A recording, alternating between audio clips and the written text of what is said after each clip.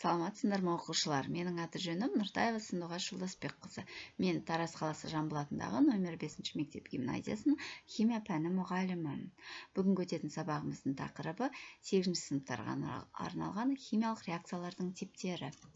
Сабақтың мақсаты бастапқы және түзілген заттардың саны мен құрамы бойынша химиялық реакцияларды жіктеу. Бағалау критерийлері бастапқы және түзілген заттардың саны мен құрамы бойынша химиялық реакцияларды жіктей алады.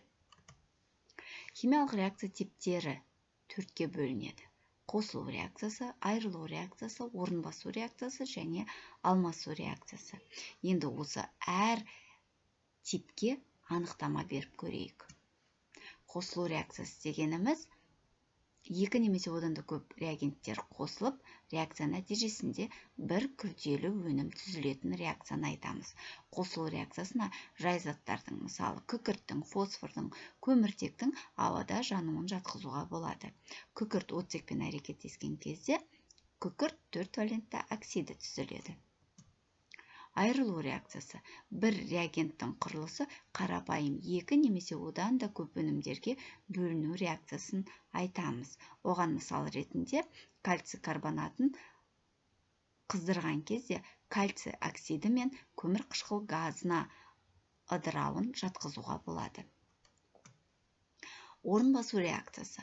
Реакцияға қатысушы заттар құрамындағы элементтермен алмасса, бұл реакцияны орын басу реакциясы деп атаймыз. Мысалы, болат шегені мыс купарусы ерітіндісіне салсақ, темір купарусын және таза мысты алуымызға болады. Алмасу реакциясы. Екі күрделі қосылыстар арасында бөлшектердің алмасу жүретін реакцияны алмасу реакциясына жатқызамыз. Бұл реакциялардың көбісі сулы ерітінділерде жүреді. Бейтараптану реакциясы алмасу реакциясына мысал бола алады. Мысалы, натрий гидроксидіне тұз қышқылын қосатын болсақ, реакция нәтижесінде натрий хлориді және су түзіледі. Қышқыл мен негіз әрекеттесіп, нәтижесінде су мен тұз түзілетін реакцияны бейтараптану реакциясы деп атаймыз. Бекіту тапсырмалары. Балалар, сендерге мынандай реакция типтері берілген. Реакция теңдеулері. Осы реакция теңдеулерін жіктеп жазамыз. Жауаптарыңды экрандағы жауаппен сәйкестендіріңдер. Яғни, берілген реакциялардың ішінде бірінші реакцияны қосылу реакциясына жатқызамыз. Себебі екі күрделі зат қосылып, реакция нәтижесінде бір күрделі зат түзіліп тұр. Екінші реакцияны айырылу реакциясына жатқызамыз. Себебі бір күрделі зат реакция нәтижесінде бірнеше күрделі заттарға айырылып тұр. Үшінші реакция типін қосылу реакциясына жатқызамыз. Себебі үш күрделі зат қосылып, реакция нәтижесінде бір күрделі зат түзіліп тұр. Төртінші реакцияны алмасу реакциясына жатқызамыз. Бесінші реакцияны айырылу реакциясына жатқызамыз.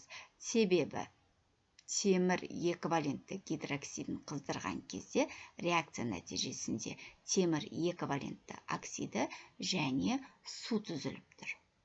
Алтыншы реакцияны орын басу реакциясына жатқызамыз. Себебі бұл жерде бір күрделі зат бір жай затпенен әрекеттесіп, нәтижесінде жаңа бір күрделі зат пен бір жай зат түзіліп тұр. Келесі дескрипторды пайдаланып, өз-өздеріңе баға беріңдер. Бастапқы және түзілген заттардың саны мен құрамы бойынша химиялық реакцияларды жіктейді. Енді балалар, бүгінгі сабағымызды қорытындылайтын болсақ, бастапқы және түзілген заттардың саны мен құрамы бойынша химиялық реакцияларды жіктеуді үйрендік. Осымен бүгінгі сабағымыз аяқталды. Хош, сау болыңдар.